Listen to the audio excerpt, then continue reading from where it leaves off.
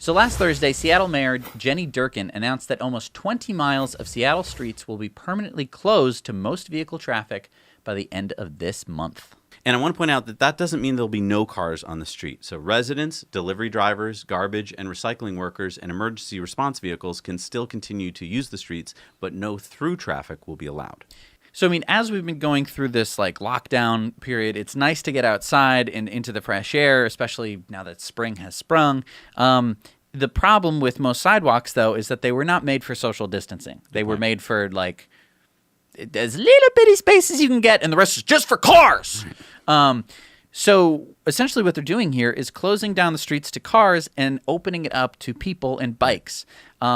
And I think that that's really, really cool. Yeah, as Mayor Durkan said, as we assess how to make the changes that have kept us safe and healthy sustainable for the long term, we must ensure Seattle is rebuilding better than before. Safe and healthy streets are an important tool for families in our neighborhoods to get outside, get some exercise, and enjoy the nice weather. Over the long term, these streets will become treasured assets in our neighborhoods.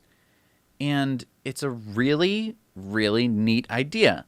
And this gets to a point to talk about e-mobility and e-bikes and even like smaller electric vehicles like the Arcimoto. It could open up this sort of like class 2 roadway where it's like not open to class 1 cars, you know, cars that can like go on a highway and go very fast and stuff like that, but small, extraordinarily neighborhood cars. Yeah, neighborhood cars, urban cars, these like small, you know, little, you know, things that aren't going to like go very fast or hurt anyone. You could have extremely strict speed limits, very low, like 10 miles an hour, depending on the class of vehicle you put on there. And I think it could be transformative to a lot of cities. I think it's a really good point. I mean, we have forever put walking and biking last when we plan. And that's because fossil fuels and big auto were the ones that made all the rules, right? And now with autonomous driving on the horizon, it's time to put these first.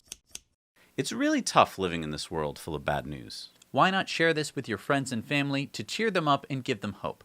Sharing this clip is easy. That's why we made them. Short and to the point.